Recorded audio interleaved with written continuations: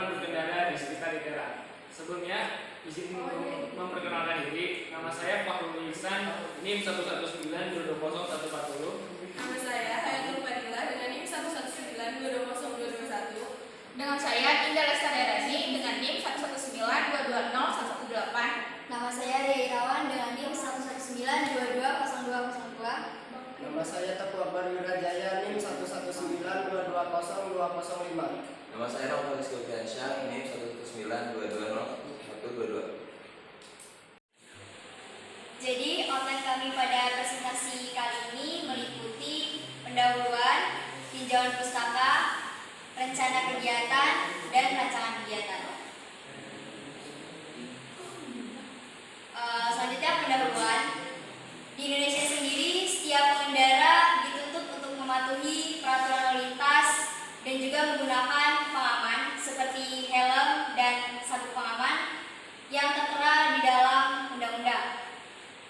Undang-undang yang mengatur tentang ketertiban lalu lintas sendiri yaitu tertera dalam Undang-Undang Republik Indonesia Nomor 22 Tahun 2009 tentang lalu lintas dan angkutan jalan. Saat ini kesadaran masyarakat Indonesia masih sangat kurang dalam hal ketertiban lalu lintas. Di sini dapat dilihat dari banyaknya pengendara yang melawan pelanggaran seperti tidak menggunakan helm, melawan arus, melakukan pelanggaran lalu lintas, dan juga masih banyak pelanggaran lainnya.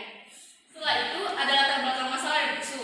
Masalah ialah suatu kesenjangan atau gap antara ekspektasi dan studi di lapangan. Sedangkan isu ialah suatu berita yang belum terkonfirmasi suatu kebenarannya. Latar belakang masalah ada 4. Yang pertama yaitu banyaknya mahasiswa yang melawan arus lalu lintas. Yang kedua, banyak terjadinya kecelakaan. Yang ketiga, tidak membawa SIM atau STNK serta tidak menggunakan helm. Dan yang keempat ialah menggunakan motor lebih dari 2 orang. Sedangkan isunya ialah banyaknya mahasiswa ITERA yang tidak tertib berkendara. Rumusan masalah dari studi kasus ini ada 2. Yang pertama, kenapa mahasiswa melanggar ketertiban berkendara, dan yang kedua, apa dampak mahasiswa melanggar ketertiban berkendara. Oke, di sini saya akan menjelaskan tujuan dan sasaran dari studi kasus ini. Tujuan dari studi kasus ini yang pertama yaitu mengetahui alasan kenapa Sivitas Akademik ITERA melanggar ketertiban berkendara saat berkendara.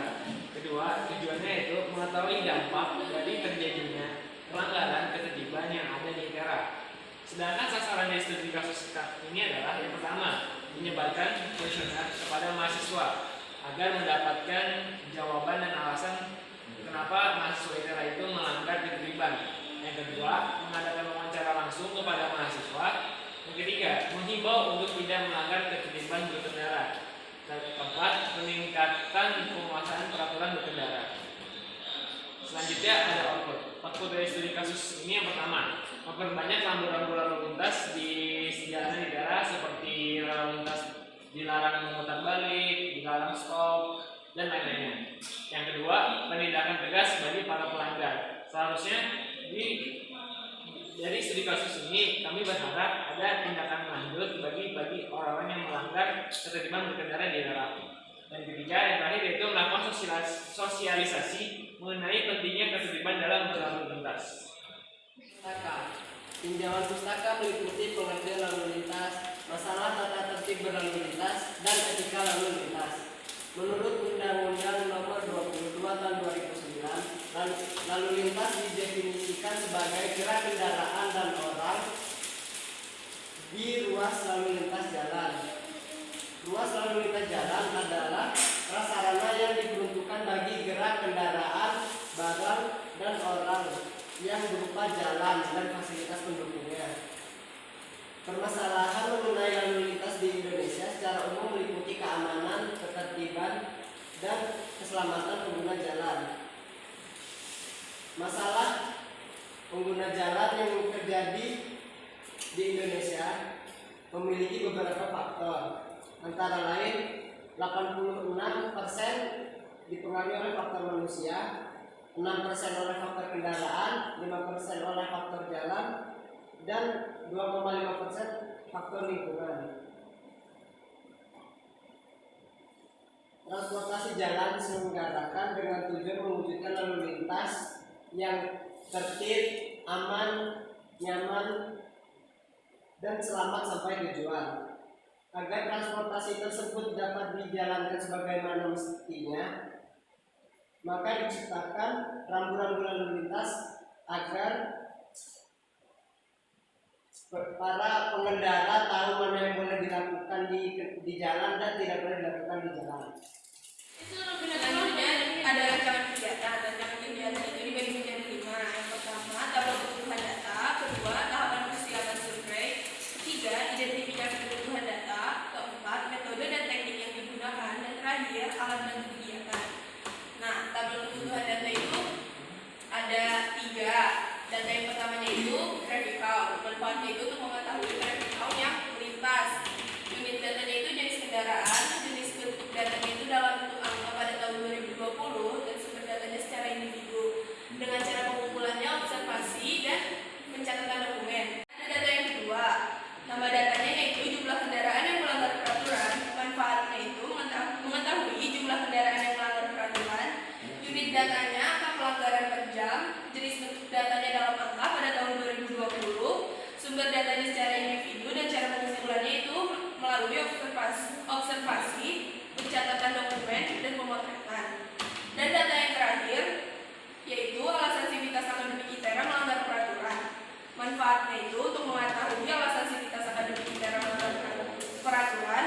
Unit datanya itu sivitas akademik ITERA, jenis bentuk datanya narasi pada tahun 2020 juga, dan sumber datanya secara individu. Cara pengumpulannya yaitu wawancara dan kuesioner. Nah, tahapan persiapan survei yang kedua yaitu dapat menyiapkan diri, mempelajari materi, menyiapkan alat-alat yang akan digunakan atau dibawa itu apa aja. Contohnya itu kayak kamera, alat tulis, telepon genggam, dan lain-lain. Terus menyiapkan dana anggaran dan membawa alat-alat alternatif lainnya. Selanjutnya ada identifikasi kebutuhan data yang ketiga, yaitu menggunakan data primer atau dari hasil wawancara dan kuesioner, dan data sekundernya yaitu melalui jurnal. Nah, metode yang keempat itu dan data yang keempat yaitu melalui metode dan teknik yang digunakan. Metode yang pertama itu melalui penelitian lapangan, contohnya wawancara langsung ke narasumber. Dan yang kedua yaitu pustaka, pengumpulan data dari berbagai sumber yang telah ada. Dan yang terakhir itu alat bantu kegiatan.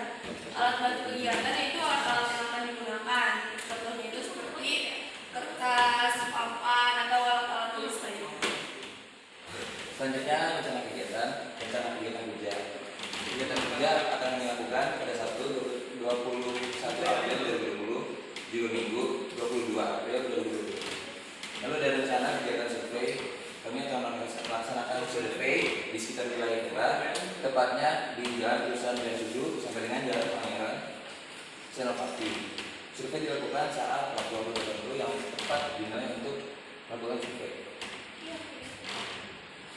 Lalu di sini ada organisasi kerja, ada jenis kegiatan, menentukan judul masalah, kerangka ideologis, lalu ada menentukan kebutuhan data, ada laporan proposal, dan presentasi.